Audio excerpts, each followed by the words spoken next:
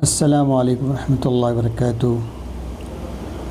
اللہم صلی علی محمد النبی الامی وعلی آلہ وسلم تسلیما۔ جزا اللہ عنا محمد ما هو اہل صلی اللہ علیہ وسلم۔ سبحان ربک رب العزۃ عما یصفون وسلام علی المرسلین والحمد للہ رب العالمین۔ اللہم صلی علی محمد کما تحب وترضی له۔ جزا اللہ عنا محمد ما هو اہل صلی اللہ علیہ وسلم۔ دوستو، بھائیو، بزرگوں، اللہ رب العزت کا بڑا فضل، کرم اور احسان ہے۔ اللہ تعالیٰ نے ہمیں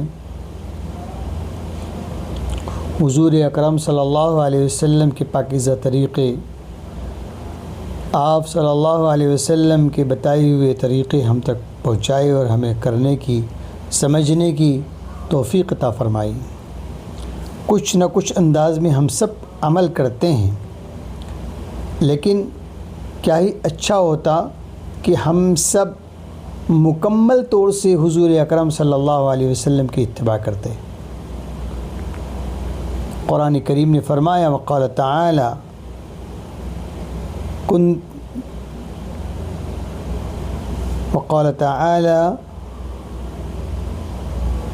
قرآن کریم میں ہے، وقال تعالی وَأَنْتُمُ الْأَعْلَوْنَ إِن كُنتُم مُّؤْمِنِينَ۔ تم ہی سربلند ہو اگر تم کامل مومن ہو۔ اگر ہم کامل مومن ہیں تو ہم ہی سربلند ہیں، ہم ہی کامیاب ہیں، ہم ہی کامران ہیں۔ ہمارے سامنے ہر چیز ہمارے سامنے ہے، ہم بڑے ہیں، برتر ہیں، اعلیٰ ہیں، لیکن ہم کون ہیں؟ ہم کامل ایمان والے ہیں جب وَأَنْتُمُ الْأَعْلَوْنَ إِن كُنتُم مُّؤْمِنِينَ۔ میرے بھائیوں، کامل ایمان والا کیسے بننا جائے؟ دل کو نرم کر کے۔ دل نرم ہوگا، دل کی سختی ختم ہوگی، اور دل میں اللہ کا خوف، اللہ کی خشیت، اللہ کی معرفت، اللہ کی اطاعت، اللہ کے احکام کی بجاآوری، اذانوں کی آواز پر محبت، اور حق بات سننے اور کہنے پر دل خود بخود کہہ دے لبیک، میں حاضر ہوں، اللہم لبیک، اے اللہ میں حاضر ہوں۔ کاش کی وہ حاضری ہمیں نصیب ہو جائے، وہ حاضری نصیب ہو جائے ہمیں، جب ہم بھی کہتے پھریں لبیک اللہم لبیک، لبیک لا شریک لک لبیک، ان الحمد والنعمت لک والملک لا شریک لک، لبیک اللہم لبیک۔ عشق مصطفی صلی اللہ علیہ وسلم جب آئے گا دوستو، انشاءاللہ یہ لبیک کہنا بھی ہمیں نصیب ہوگا انشاءاللہ۔ اس لیے ہمارے شیخ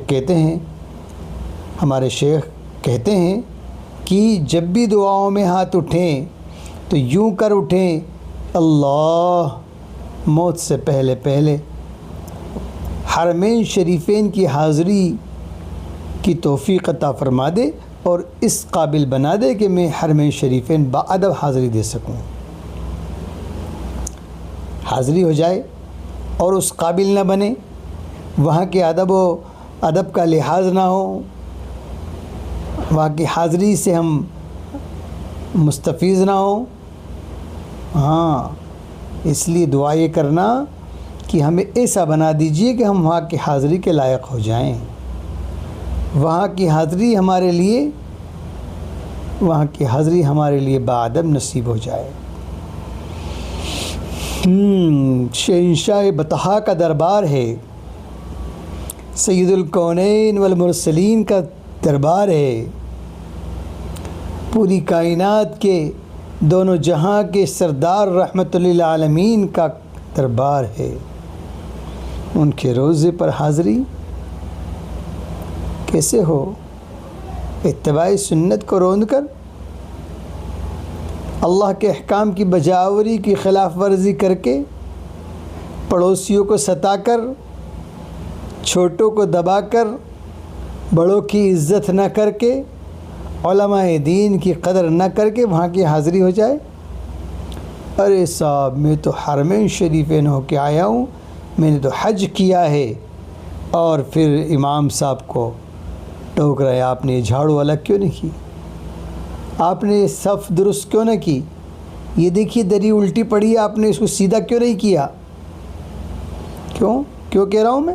کیونکہ میں حج کر کے آیا ہوں، میں حرمین شریفین گھوم کے آیا ہوں۔ ایسی حاضری نہیں، ایسی حاضری ہو ایک قدم بندہ رکھے تو اس کو جناب محمد رسول اللہ صلی اللہ علیہ وسلم کی یاد ستائے، وہ قدم اٹھائے تو نبی پاک صلی اللہ علیہ وسلم کے طائف میں اٹھنے والے قدم یاد آ جائیں، جب وہ تھک کر بیٹھ جائے تو اس کو یاد آ جائے کہ نبی پاک صلی اللہ علیہ وسلم طائف سے دعوت کلمت اللہ کی دعوت کو دے کر لوٹ رہے تھے، تھک کر چور ہو گئے تھے، بدن خون سے شرابور ہو گیا تھا،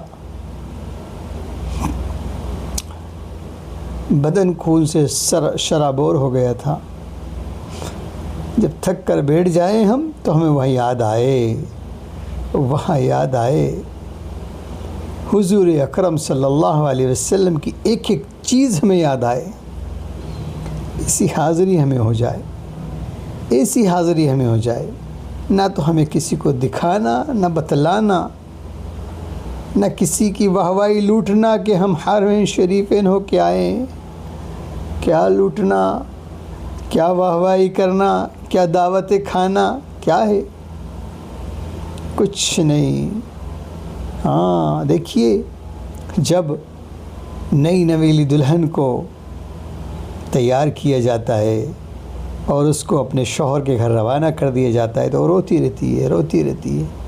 سہیلیاں کہتی ہیں کہ کیوں رو رہی ہے؟